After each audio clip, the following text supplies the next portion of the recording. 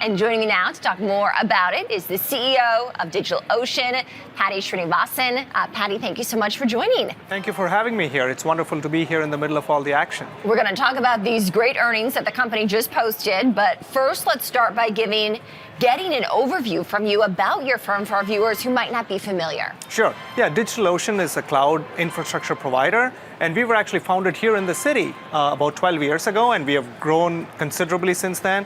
We're now at a $900 million run rate, and we serve over 640,000 customers. And the interesting thing is we produce or we make cloud and AI infrastructure for these companies. And if you think about cloud as the utility that powers today's digital economy, AI is the utility that is going to power tomorrow's intelligence economy. So we are very proud to be a provider of both for developers in companies of all sizes. Mm-hmm. And what was working in this latest earnings report? Yeah, we had a blockbuster quarter, thanks to all the great work that we have done in terms of scaling up to our customers. So we had the highest incremental revenue the company has ever seen in $44 million, which was balanced across cloud and AI business. And from a cloud point of view, the larger the customer is on our platform, the faster they are growing on us. So for example, our $1 million plus customers are more than $110 million now, and they're growing at 72%.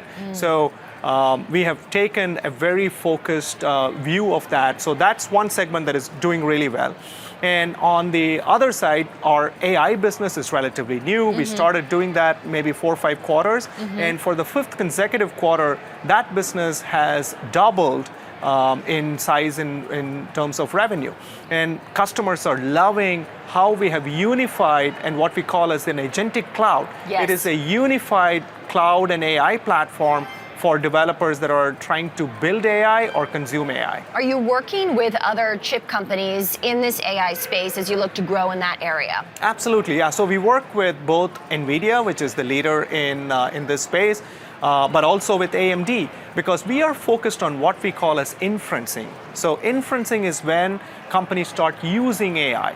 So it is a very different world. All the headlines are dominated by companies that are in training mode, which is building AI models or training the models, teaching it how to reason, how to take action and things like that. But the real value is in when you start using the AI, which we insiders call as inferencing. So inferencing is when companies start leveraging AI to solve business problems. So we focus on that, and for that, it is both NVIDIA chips as well as AMD chips, because there's a lot of variety of tasks that need to be performed.